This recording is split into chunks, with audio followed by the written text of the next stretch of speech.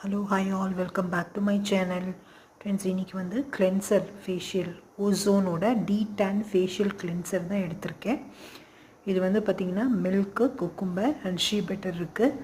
So வந்து ரொம்பவே நல்லா எஃபெக்டிவ் ரிசல்ட் கிடைக்கும்.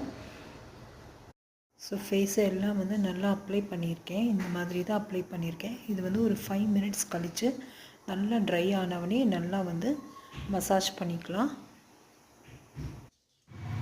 இப்போ பார்த்தீங்க அப்படின்னா நல்லா மசாஜ் பண்ணுறேன்.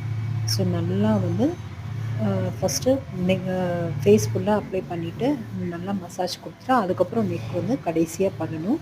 ஸோ பாருங்கள் நல்லா வந்து மசாஜ் கொடுத்துடலாம்.